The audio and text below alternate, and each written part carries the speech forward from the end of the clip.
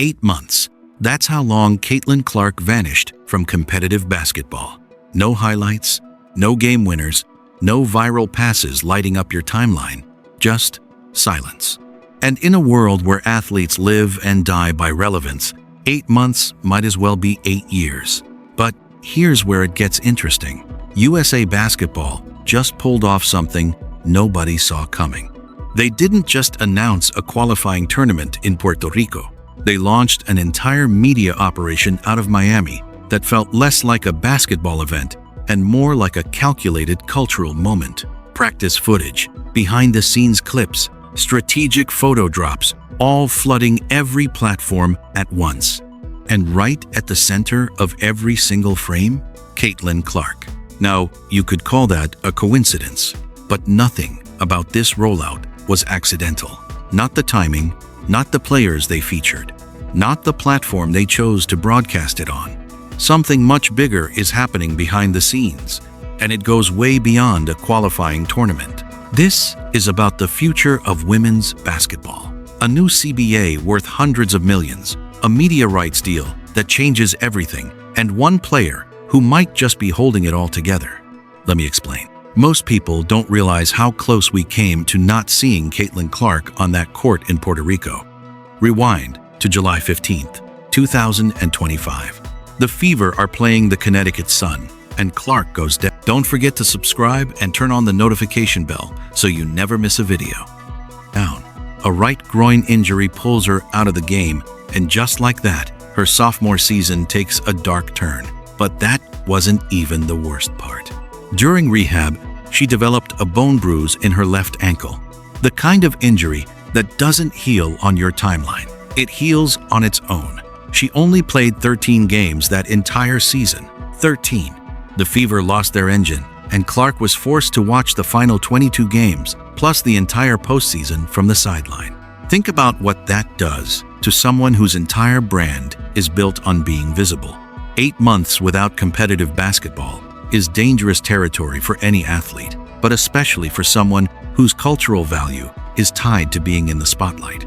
Every week she wasn't playing, someone else was filling that space on your feed. Someone else was getting the highlights. Someone else was trending. Clark spent those months training alone in Indianapolis, grinding on the Fever and Pacers practice courts with no cameras and no audience. Just repetition and recovery. She talked openly about how difficult it was mentally. Not just the physical rehab, but the isolation of being separated from the game she'd played her entire life.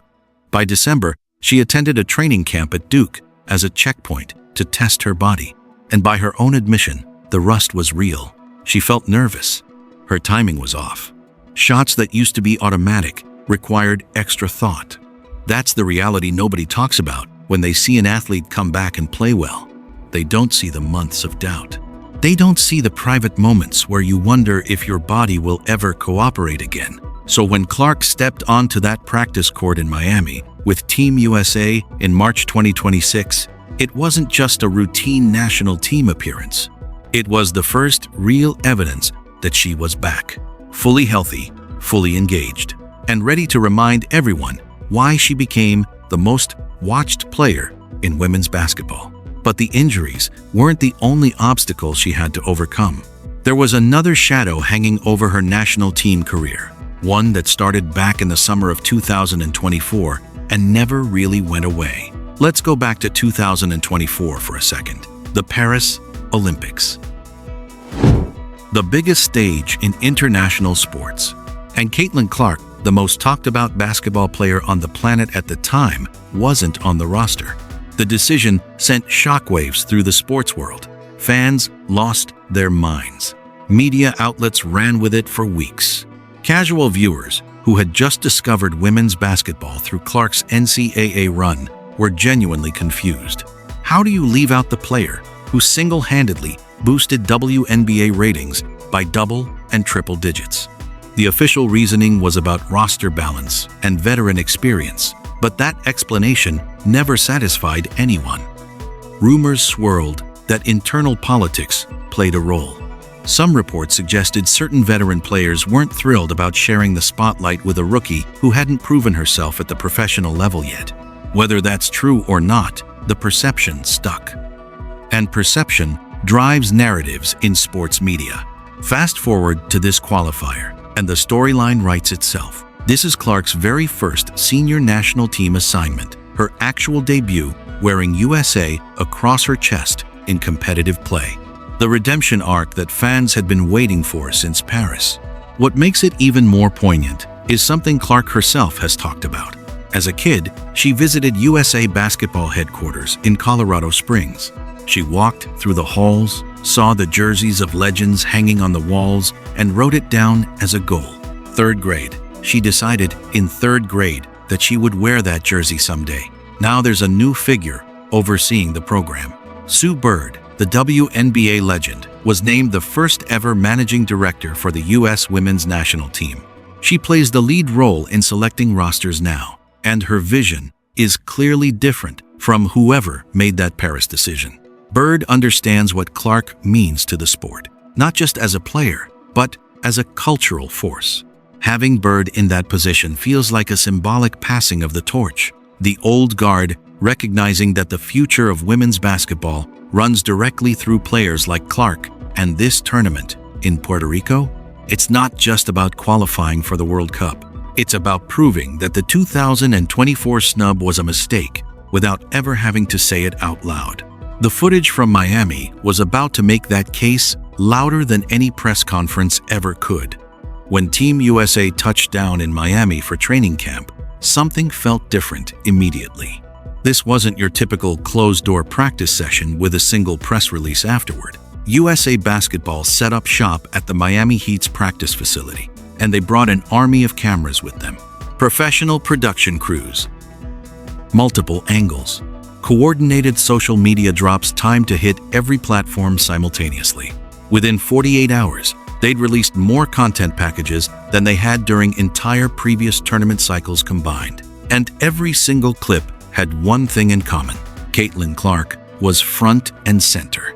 That's not how you document a practice. That's how you launch a product. They were feeding the algorithm with surgical precision. Twitter, Instagram, TikTok, YouTube, all getting tailored content designed to make Clark trend before the first game even tipped off.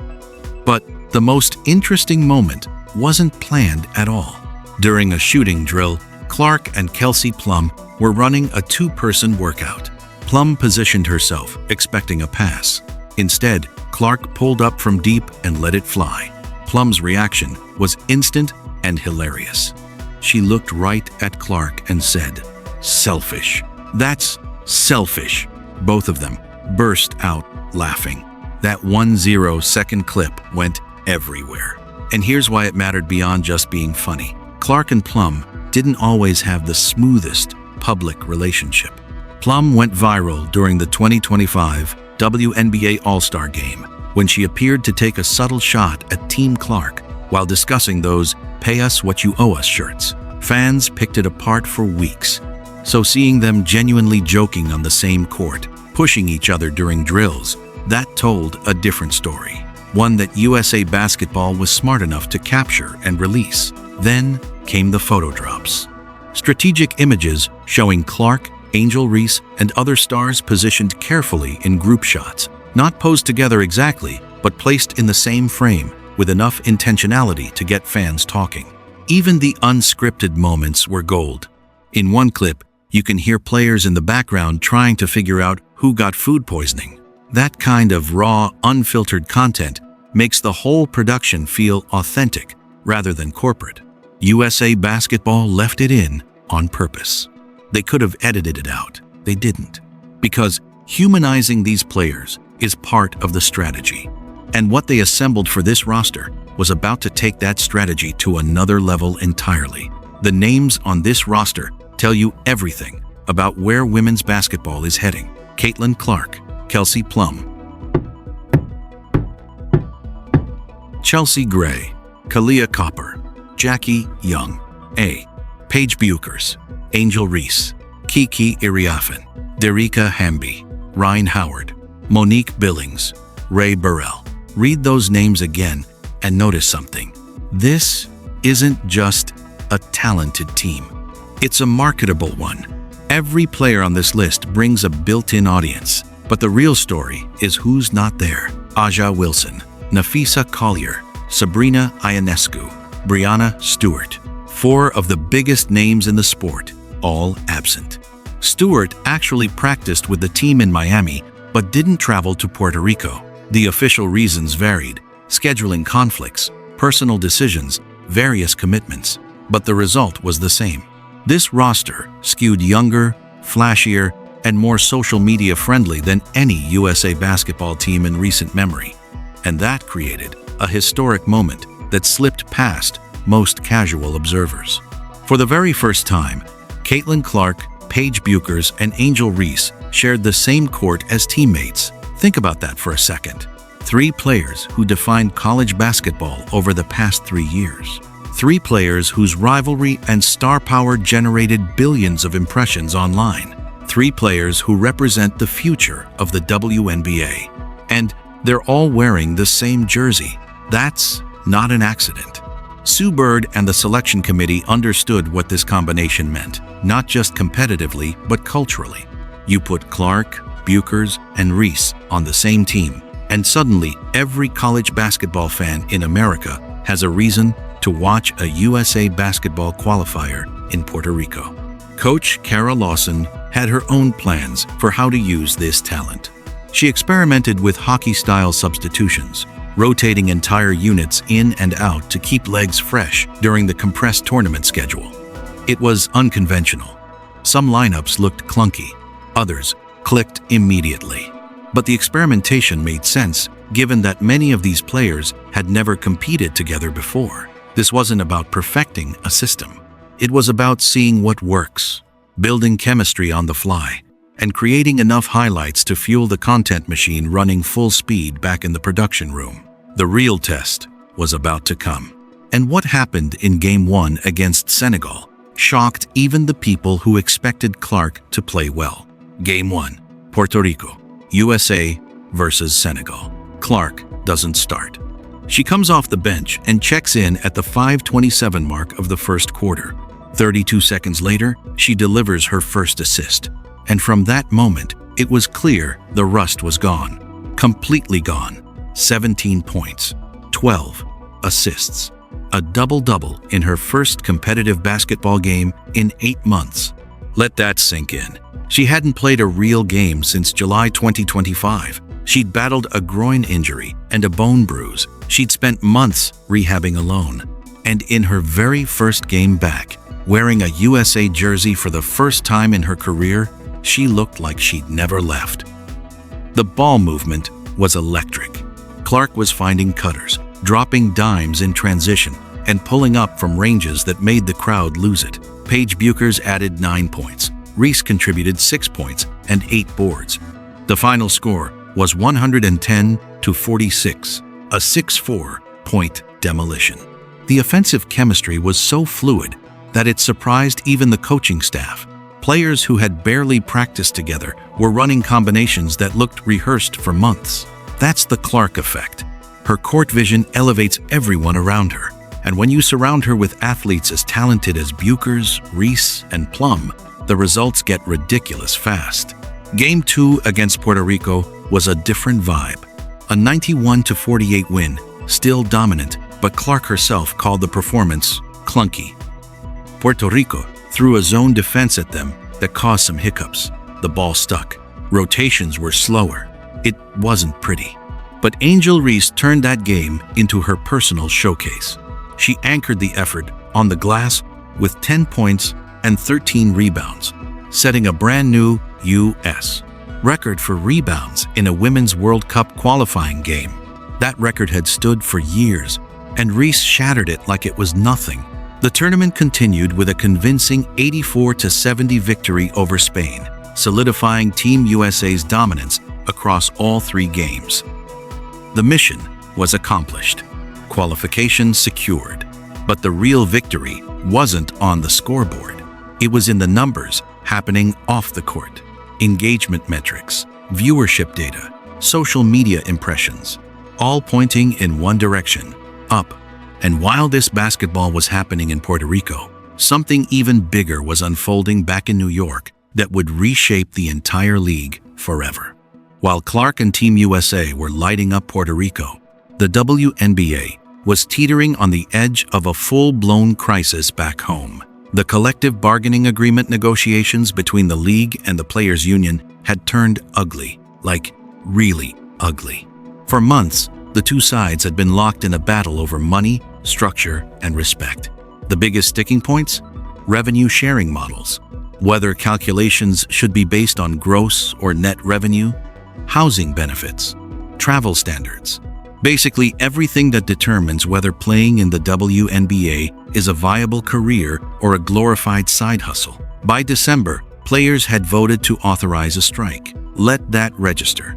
The WNBA, a league in the middle of its biggest growth period ever, was staring down the possibility of canceling or delaying the 2026 season entirely. Marathon bargaining sessions in New York stretched past 100 hours of total negotiating time. Both sides were dug in. Tensions were high. Leaks from inside the negotiations painted a picture of frustration and distrust. Then, on March 20th, just days after the Puerto Rico tournament wrapped, a breakthrough. A tentative deal was reached, and the numbers were staggering. The salary cap jumped from $1.5 million to $7 million. That's not a raise, that's a revolution. Supermax salaries went from $249,000 to $1.4 million, with projections pushing past $2.4 million by 2032. The average player salary ballooned to roughly $583,000. Even rookies got a massive boost. The number one pick in the 2026 draft would earn $500,000 in their first season. Reports suggest Caitlin Clark herself gave an emotional toast at the signing celebration. She understood better than most what this deal meant, not just for current players, but for every young girl watching at home and thinking about a future in professional basketball. And the growth didn't stop at salaries.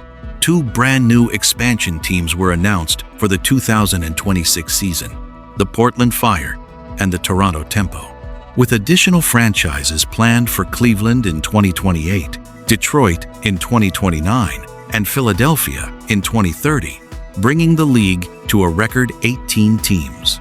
The WNBA wasn't just surviving anymore. It was expanding at a pace nobody predicted even 2 years ago. But none of this happens without the money.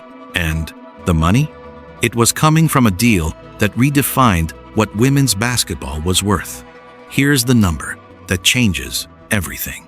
$2.2 billion.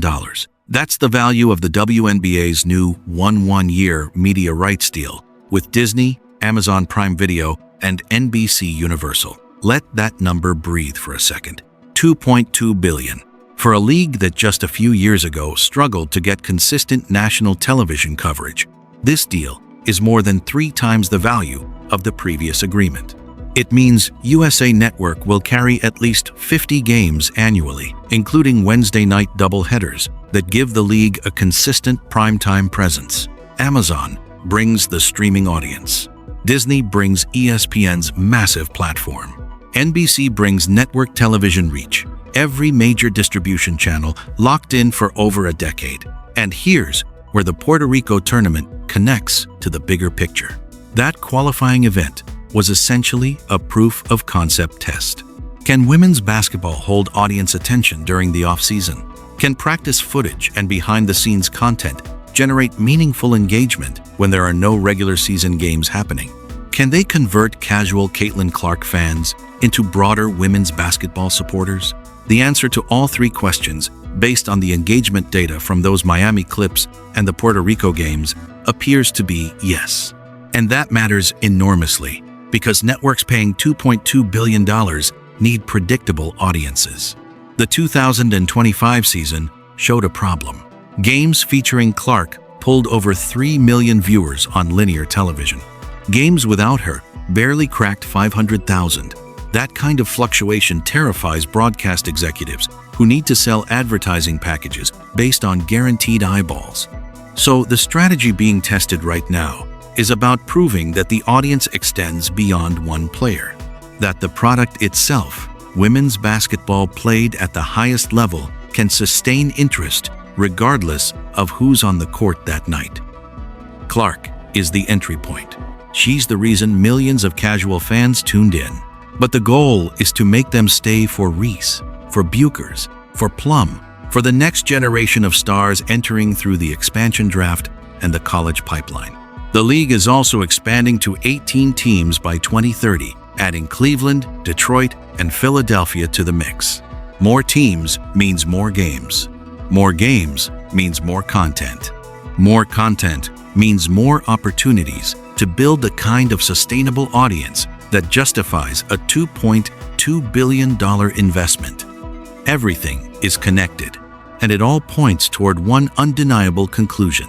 USA Basketball just handed the entire WNBA a masterclass in marketing.